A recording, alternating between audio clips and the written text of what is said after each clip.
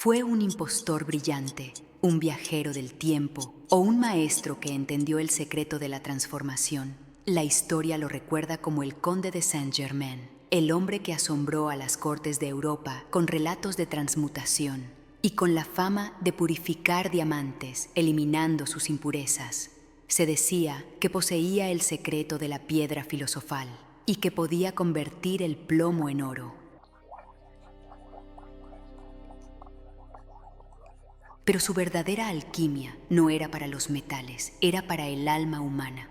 Si has llegado a este video, no es casualidad. Bienvenido al viaje Nebunauta, porque hoy no solo vamos a contar una historia, vamos a extraer de ella 7 llaves de transmutación, prácticas y aplicables para convertir miedo en claridad, culpa en perdón y peso interno en libertad. Bienvenido a la verdad detrás de la leyenda. Esto es Portal Nebulosa. Y para entender por qué este nombre encendió tanta fascinación, tenemos que ir al principio, antes de Saint-Germain, antes de Egipto, incluso antes de lo que llamamos tiempo.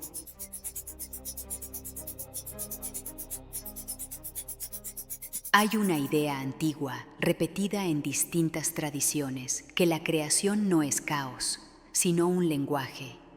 En el mundo cabalístico se menciona el Sefer Raziel HaMalach, conocido como el libro del ángel Raziel. Las versiones místicas cuentan que Raziel entregó al primer hombre un símbolo de conocimiento. Algunos lo describen como una piedra luminosa, otros como un libro sagrado. La forma cambia, pero el significado apunta a lo mismo: letras, número, vibración, orden, como si la vida, en el fondo, obedeciera a leyes precisas.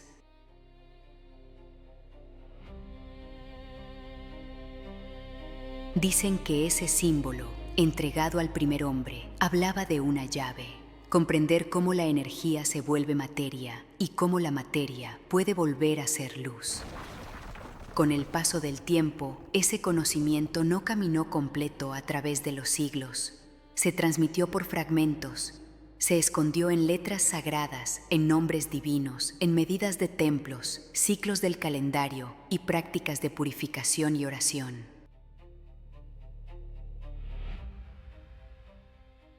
Pero también se mezcló con ambición, miedo y poder, y lo que pudo ser comprensión terminó convertido en secreto. Quédate hasta el final, porque siglos después, un hombre volvería a mirar ese patrón, y su nombre fue Saint-Germain.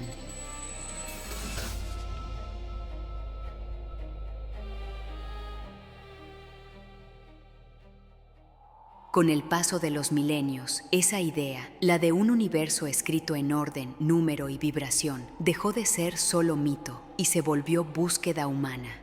Si la creación tiene un lenguaje, entonces lo creado también responde a leyes. Y lo que responde a leyes puede transformarse. Por eso nació una pregunta antigua: ¿se puede refinar lo denso hasta volverlo más puro? Y refinar para los antiguos no era solo un proceso físico, era una metáfora sagrada de elevación.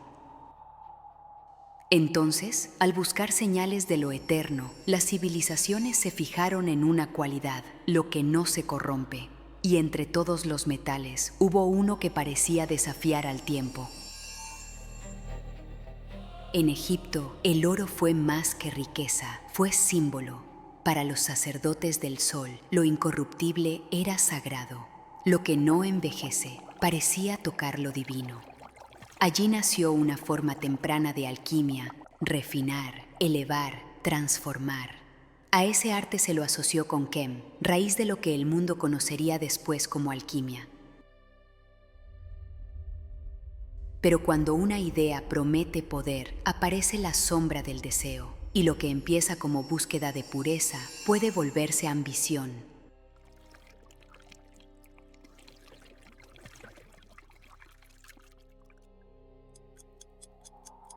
Muchos siglos después, cuando las pirámides eran ya silencio, aparece otra capa de la historia.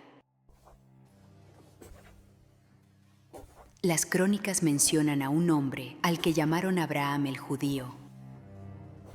No sabemos con certeza si fue una persona o un nombre cifrado para proteger una línea de enseñanza. Se decía que escribió un libro imposible, un manuscrito donde símbolos, letras y fórmulas describían el elixir de la vida y la sustancia capaz de refinar los metales.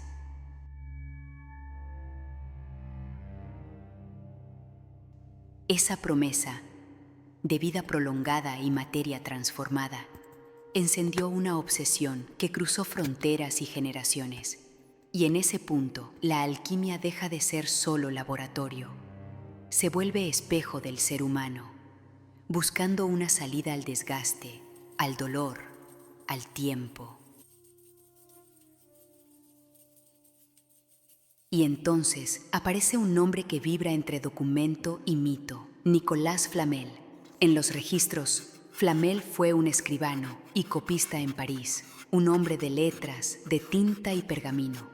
Pero la tradición esotérica cuenta algo más, que llegó a sus manos el manuscrito atribuido a Abraham el judío, un libro descrito como imposible de comprender a simple vista.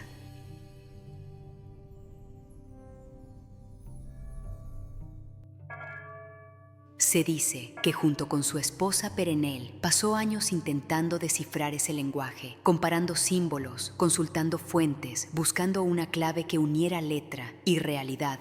Y según la leyenda, cuando al fin lo comprendieron, habrían obtenido 2 secretos. El primero, la piedra filosofal, una sustancia alquímica a la que se atribuía el poder de transmutar, convertir metales impuros en oro, como si la materia pudiera alcanzar su estado más perfecto. Y el segundo, el elixir de la vida, una preparación que, en la tradición, simboliza la renovación del cuerpo, prolongar la vitalidad, retrasar el desgaste y sostener la vida por más tiempo del que permite lo común. A partir de ahí, la leyenda dio un paso más. Hubo quienes aseguraron que Flamel y Perenelle no solo dominaron la transmutación, sino que también se alejaron del tiempo. Se decía que fueron vistos en distintas épocas, como si la historia los perdiera, pero el rumor los siguiera encontrando. Y siglos después, algunos autores repitieron esos relatos como si fueran testimonio, mientras otros los leyeron como símbolo, la promesa humana de vencer el desgaste. Lo documentado sobre Flamel existe y la leyenda lo amplifica. Pero lo esencial es esto: la alquimia no era solo oro. Era la idea de que algo puede refinarse hasta volverse luz. Desde entonces, la imaginación colectiva convirtió a Flamel en símbolo de transmutación total, como si el tiempo pudiera rendirse cuando el alma aprende a refinarse. Y aunque nadie pueda probar cada detalle de la leyenda, la pregunta permaneció encendida. Si un metal puede refinarse, ¿qué parte de nosotros también puede hacerlo? El libro original de Abraham el judío desapareció, pero Flamel dejó un mapa en piedra. Mandó tallar jeroglíficos en los arcos del cementerio de los inocentes en París, figuras que quedaron registradas para la historia en el célebre libro de 1612. Las figuras jeroglíficas. Durante 200 años, los buscadores copiaron esos dibujos en secreto. Esa obsesión cruzó Europa, y cuando descifrar los viejos símbolos no fue suficiente, la alquimia cambió de centro. Ya no era solo cómo transformar un metal, sino cómo transformar al ser humano. Y fue ahí donde la alquimia se volvió más íntima, no solo un horno que transforma metales, sino un mapa del ser humano.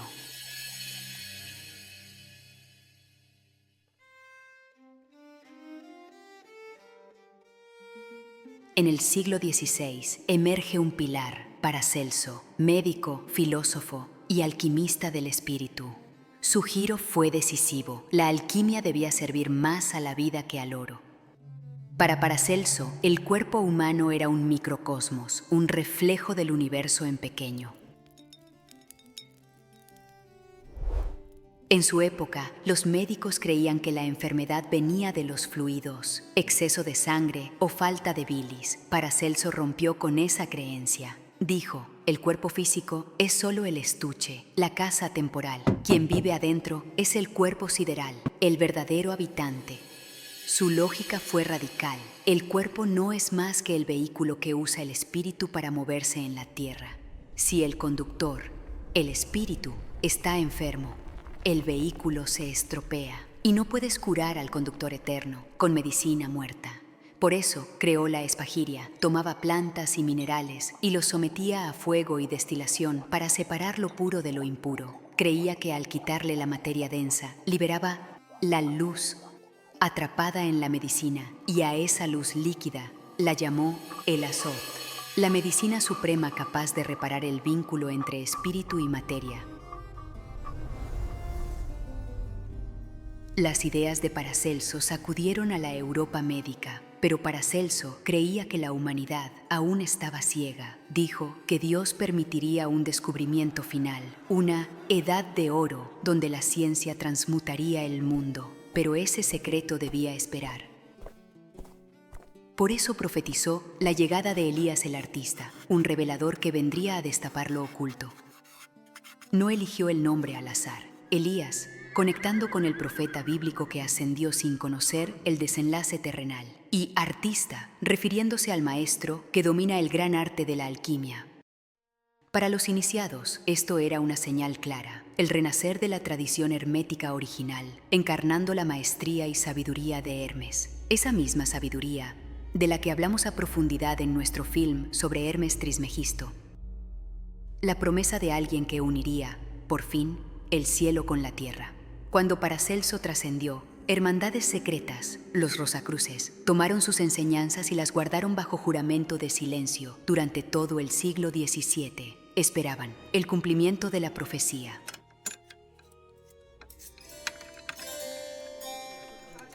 Y entonces, al entrar el siglo XVIII, en el corazón de las logias masónicas y círculos rosacruces, aparece un personaje que encaja con el perfil. Nuestro personaje titular no solo traía la alquimia de Flamel, sino que parecía la encarnación viva del saber de Paracelso. Raziel es el origen simbólico. Flamel nos dio la leyenda del oro y la materia junto con la del elixir de la vida. Paracelso nos dio la medicina del espíritu. Durante siglos, estos caminos parecieron separados, pero Saint-Germain hizo algo que nadie más había logrado: unir el mapa. Se dice que estudió los jeroglíficos que Flamel dejó en París y que poseía la llave de los archivos de Paracelso. En él, la química de la materia y la alquimia del espíritu se fusionaron, y por eso aparece como un personaje que lo condensa todo: música, ciencia, misterio y vida eterna.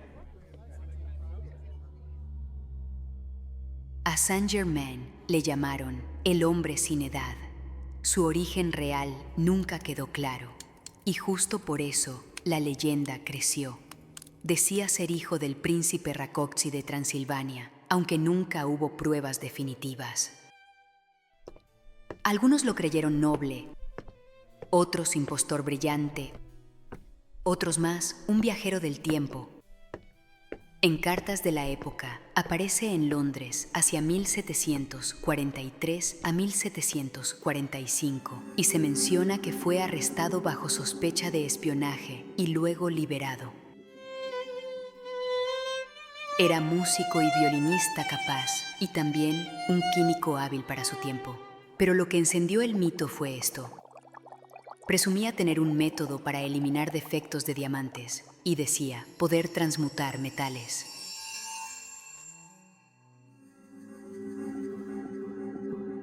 Y además afirmaba conocer una sustancia capaz de prolongar la vida.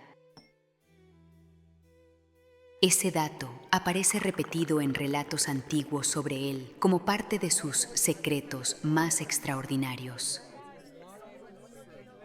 En la corte francesa apareció hacia 1748 y por un tiempo tuvo influencia notable. Incluso se dice que fue empleado por Luis XV en misiones discretas, hasta que el clima político lo obligó a retirarse de escena en 1760. Después, los relatos lo ubican viajando por Europa, y también se afirma que estuvo en San Petersburgo en 1762 y que su nombre fue mencionado alrededor de los movimientos que llevaron al poder a Catalina II.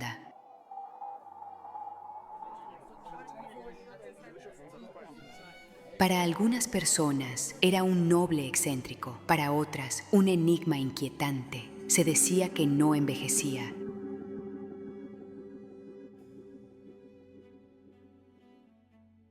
Que evitaba comer en público y que aparecía en distintas décadas con el mismo rostro. Y cuando una figura no encaja, la imaginación se desborda. Hubo quienes lo confundieron con leyendas oscuras, como si su juventud viniera de robar energía. Pero si vamos a usar esta historia como enseñanza, la lectura más útil es otra, su inmortalidad, como símbolo de dominio interno. No robar energía, sino aprender a generarla desde una fuente más alta. Nadie sabía de dónde venía. Usaba un título que parecía más simbólico que nobiliario, el Conde de Saint-Germain. Quizá él mismo lo eligió. Saint, el santo, el iniciado, Germain, el hermano verdadero. No hablaba del linaje de sangre, sino de la fraternidad del espíritu. Y aquí entra una frase atribuida a los círculos intelectuales de su época. Se dice que Voltaire escribió de él como si fuera un hombre que lo sabía todo y que nunca moría. Tal vez era ironía, tal vez intuición. Según las corrientes esotéricas, su influencia fue la llave maestra detrás del romanticismo. Se dice que guió a genios como Mozart y Beethoven no a través de libros, sino en persona. En la privacidad de sus estudios y en el secreto de las logias, les habría enseñado la geometría sagrada del sonido. Les enseñó a bajar la música de las esferas, traduciendo las vibraciones del cosmos a notas terrestres. Por eso, se cree que obras como la flauta mágica de Mozart o la novena sinfonía de Beethoven no son simple entretenimiento. Son códigos de activación, frecuencias ocultas de libertad y alquimia, diseñadas para despertar el espíritu de quien las escucha.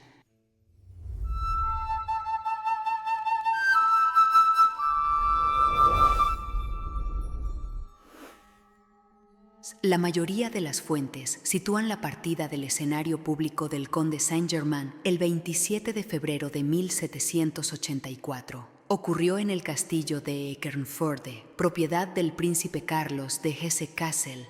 Este dato es clave. Carlos no era solo un noble, era un místico y masón de alto rango. Juntos colaboraron en experimentos alquímicos hasta el final. Aunque existen documentos sobre la despedida de Saint-Germain, la leyenda insiste en otra cosa. Tradiciones como la teosofía afirman que su vida no terminó ahí.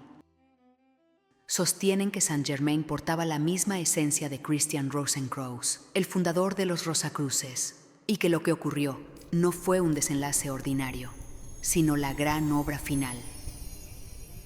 Según esta enseñanza, Saint-Germain logró lo imposible. Elevó la vibración de sus células físicas tan alto, usando la alquimia interior, que su materia densa se aceleró, hasta volverse luz. Se volvió invisible para el ojo humano, pero conservando su cuerpo convertido en energía pura. No fue un final, fue un retiro estratégico hacia lo invisible. Y ahí queda encendida la pregunta. Si un ser humano puede refinarse hasta ese punto, ¿qué parte de ti está lista para transformarse ahora? A Saint-Germain se le atribuyen textos y manuscritos, y en estos títulos, más que objetos, se ha buscado siempre un hilo, un método de transformación interna. Uno de los más citados es la Très Sainte Trinosophie, la Santísima Trinosofía, custodiada en una biblioteca francesa, la cual se presenta como un recorrido de iniciación, 12 secciones, 12 etapas, como una disciplina por grados. Leída en clave simbólica, describe una purificación progresiva a través de pruebas asociadas a los elementos: tierra que sostiene, agua que revela, fuego que depura y aire que libera. Y al final queda una idea esencial. Cuando el ser atraviesa el proceso, la conciencia se enciende, la luz que despierta. Es un manual de resurrección espiritual, el mapa de un alma que recordó su origen. El segundo título atribuido por la tradición es el manuscrito triangular, un texto en clave de forma triangular vinculado a símbolos, diagramas y procedimientos. En lecturas modernas se dice que su contenido describe una operación ritual orientada a 3 promesas recurrentes del imaginario alquímico: revelar lo oculto, hallar lo valioso y prolongar la vida. Y más allá de su cifra queda el pulso de la escuela, la idea de que existe un método, un orden, una transformación posible, no solo en la materia, también en la conciencia. Pero hay un punto de quiebre.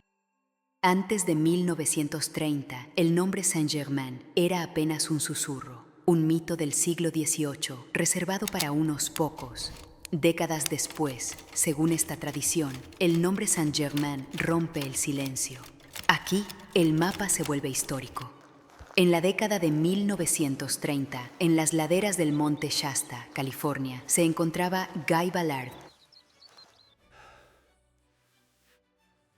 Ballard no estaba allí por casualidad. Era un ingeniero de minas realizando trabajos de exploración para el gobierno, pero en su fuero interno era un buscador espiritual. Había oído rumores de que en esa montaña habitaba una hermandad oculta y solía hacer caminatas buscando respuestas.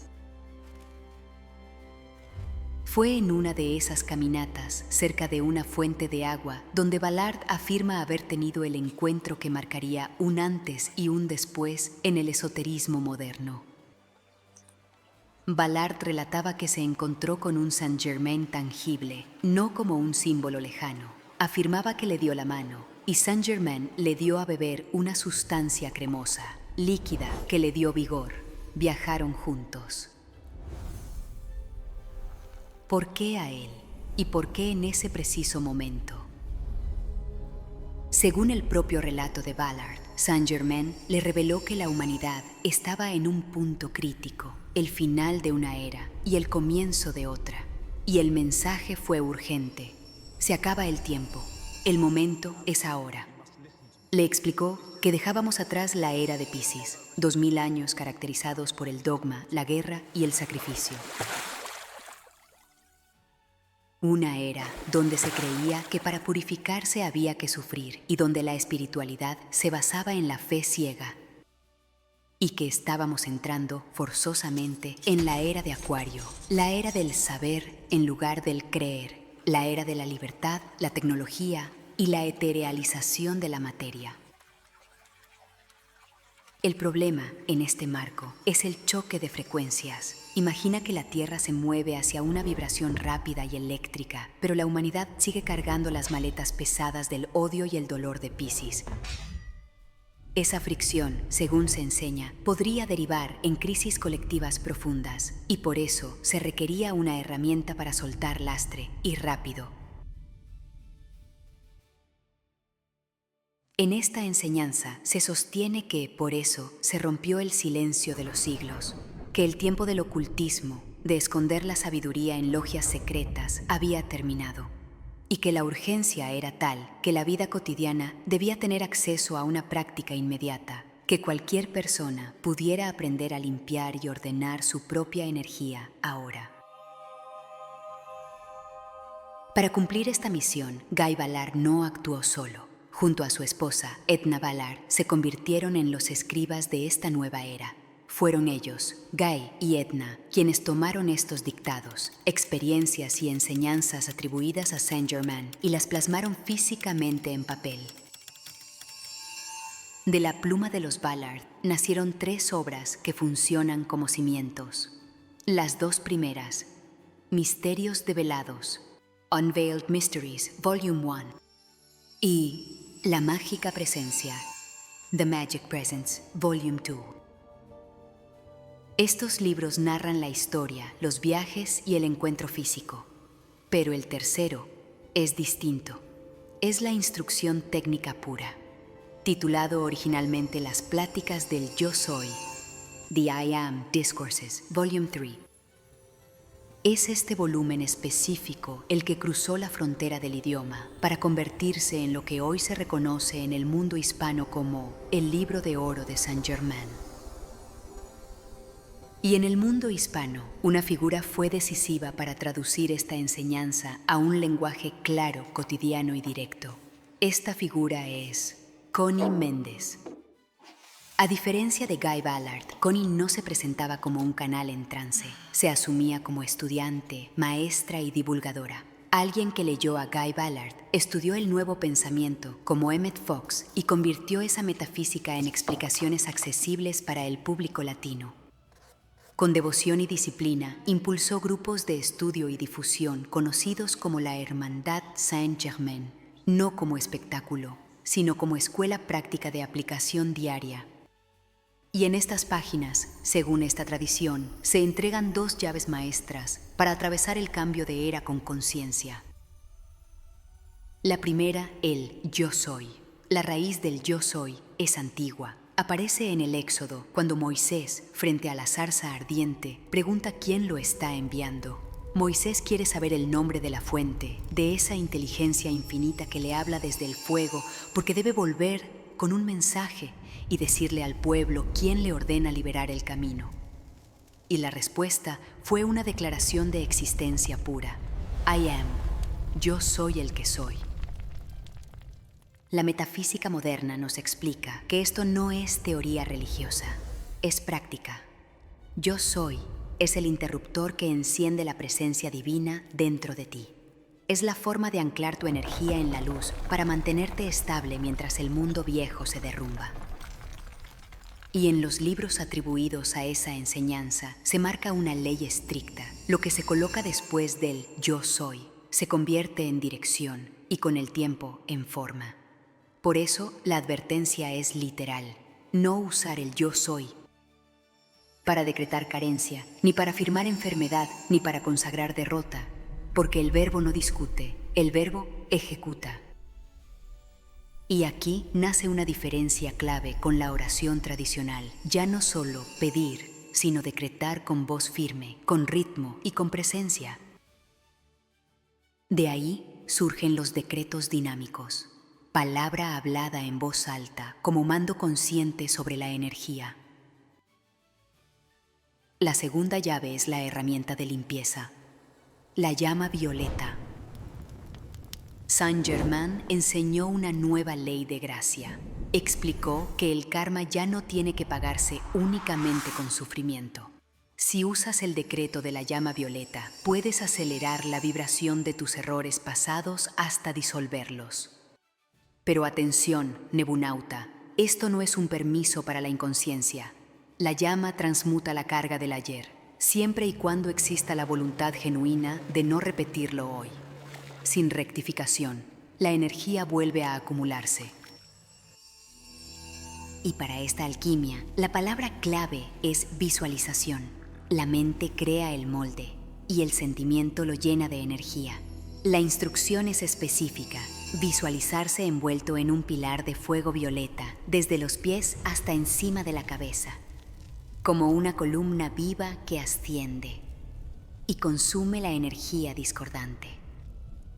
¿Y a qué llamamos discordante? A todo lo que ha perdido su armonía, la estática del miedo, el peso del rencor y la densidad de los viejos errores. Y se enseña que Saint Germain es el custodio de la llama violeta porque la humanidad, por sí sola, aún no sostiene esa frecuencia sin distorsión. Por eso se le describe a Saint Germain como un transformador de voltaje, una conciencia que sostiene la intensidad desde planos superiores y la desciende, para que pueda actuar aquí, en este plano físico, en donde la energía se vuelve materia. Es el ancla de esa energía en el planeta, ¿Por qué violeta? Porque en el espectro visible, el violeta es la vibración más alta, la longitud de onda más corta, la frontera, donde la luz parece rozar lo invisible. Y después del violeta comienza el ultravioleta, lo que el ojo ya no ve, espiritualmente. Por eso se vuelve símbolo, la línea donde la materia toca el umbral del espíritu.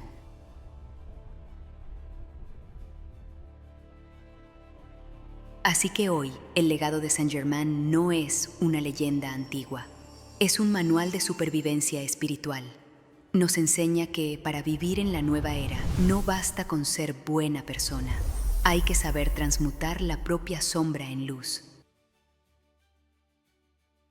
Con esto, el arco queda completo y firme, una figura histórica envuelta en misterio, una tradición moderna que la convierte en práctica y una alquimia interior lista para traducirse en método. Y de ese método nacen las 7 llaves.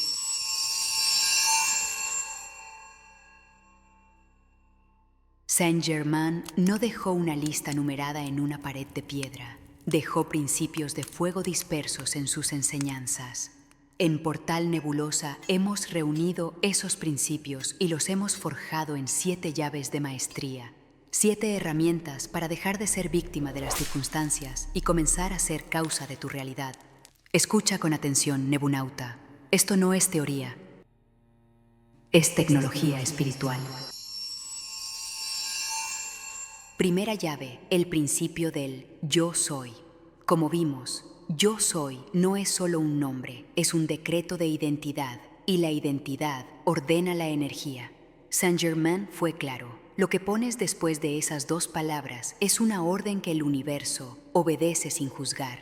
Si dices, yo soy pobre, lo creas. Si dices, yo soy luz, lo manifiestas. No es una afirmación al aire, es el uso del verbo creador, una forma de alinear tu pequeña voluntad con la gran voluntad. Práctica breve. Repite estas afirmaciones, lento y con autoridad. Yo soy abundancia en acción.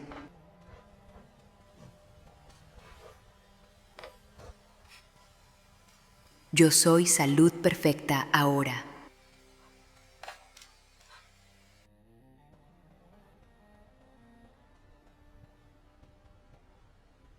Yo soy paz en mi mente y en mi corazón.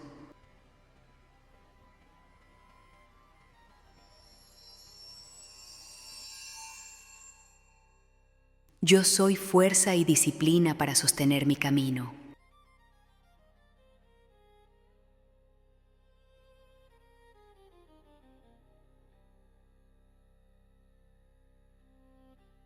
Segunda llave, la alquimia mental. El verdadero alquimista no busca oro en las piedras, busca transformar el plomo de sus pensamientos. La emoción no es enemiga, es materia prima. Del miedo puede nacer claridad, del dolor puede nacer fortaleza. Transmutar no es reprimir lo que sientes, es elevarle la vibración, es mirar el metal oscuro de tu tristeza y decidir convertirlo en la luz de tu aprendizaje.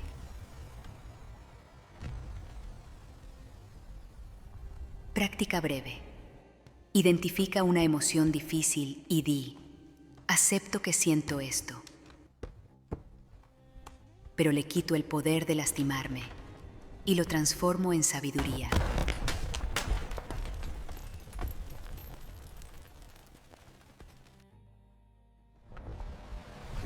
Tercera llave, la ley del perdón. Saint Germain es el señor de la llama violeta, que es el rayo de la misericordia. Perdonar no es justificar al otro, es soltar la brasa caliente que tienes en la mano. Mientras no sueltas, te sigues quemando tú. El perdón es un acto de liberación. Lo haces para recuperar tu paz y volver a ser dueño de tu energía. Práctica breve. Repite con verdad. Invoco la ley del perdón para mí y para todos los que me han ofendido. Me libero de este peso ahora.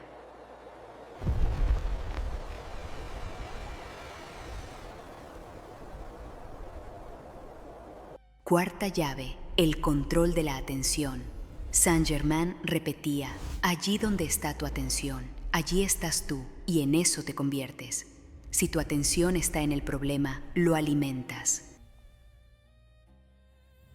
Si tu atención está en la presencia divina, la magnificas. No necesitas dominar el futuro. Necesitas dominar dónde pones el foco en este instante. Práctica breve. Por 20 segundos, retira tu atención de los problemas del mundo. Inhala y llévala al latido de tu corazón. Mi atención está en la luz. Yo soy la atención perfecta.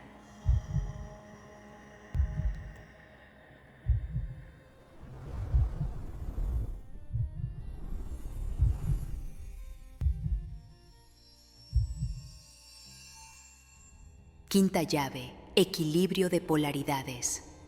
Aquí Saint-Germain nos recuerda su maestría en la antigua alquimia. Haciendo eco de las enseñanzas de Hermes Trismegisto, nos dice que todo tiene opuestos: día y noche, razón y emoción. Pero el maestro no vive en los extremos, camina por el sendero del medio. La maestría no es eliminar la tristeza para vivir en euforia eterna. Es no dejar que tus emociones te gobiernen. Es encontrar el punto de calma en medio de la tormenta. Práctica breve. Piensa en una emoción extrema que te domine, ira o apatía, y di: te veo. Te reconozco. Pero yo soy el centro que te equilibra. Yo soy el control de mis emociones. Sexta llave: servicio y amor activo. La energía divina crece cuando circula. Si te la quedas, se estanca. Saint-Germain regresó a enseñar por amor a la humanidad. La llave de la abundancia es dar, no por aprobación, sino por amor en acción, ser una lámpara en la oscuridad de otros. Práctica breve. Hoy, haz un acto de llama violeta por alguien más. Envía una bendición silenciosa a alguien que veas sufriendo en la calle. Sin decirlo, solo irradia luz.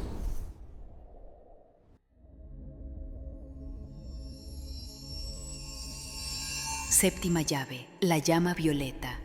Es la joya de la corona de la era de Acuario, la herramienta suprema de limpieza. Es visualizar, sentir y decretar que una energía de alta frecuencia disuelve tus cargas. No es fe ciega, es física espiritual. Elevar vibración no es fingir estar feliz, es usar esta herramienta para barrer la casa interna.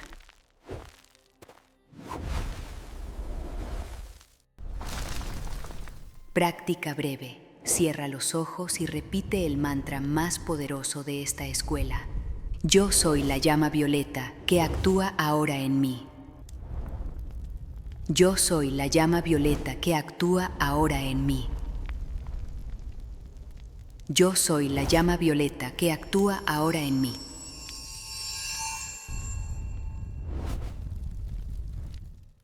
Siente cómo lo denso se vuelve ligero.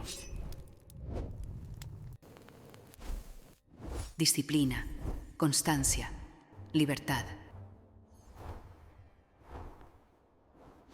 Y quizás ahora te preguntes, si Hermes fue la mente y Saint-Germain es la alquimia, ¿quién será el siguiente?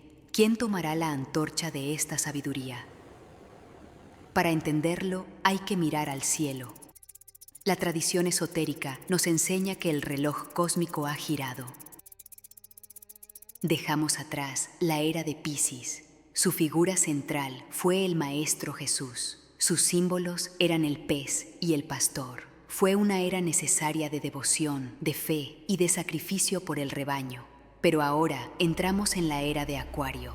Su regente es Saint-Germain y sus símbolos son la libertad, la alquimia y el saber. La diferencia es radical. En Piscis, la estructura era una pirámide, un maestro arriba y seguidores abajo. En Acuario, Saint-Germain rompe la pirámide con la enseñanza del yo soy. Su profecía no anunciaba la llegada de otro Salvador externo. Predijo un estado de conciencia.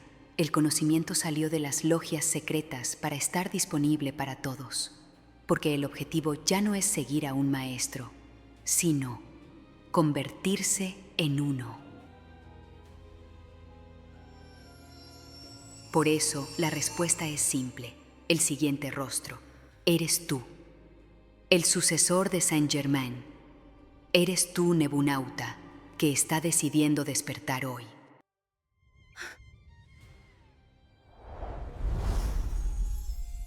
Siete llaves, 7 caminos, no como reglas, sino como dirección. Y aquí está la revelación final, Nebunauta. La alquimia más importante no transforma metales, transforma al ser humano. Porque cuando cambias por dentro, el mundo deja de dominarte y tu historia comienza a responder a otra frecuencia. Si este viaje encendió una chispa en tu interior, no la dejes apagarse. Suscríbete al canal y regálanos un like para que esta comunidad siga creciendo. Y para sellar esta enseñanza en tu energía, ve a los comentarios y escribe el decreto. Yo soy la llama violeta. Escríbelo con intención, como un compromiso contigo.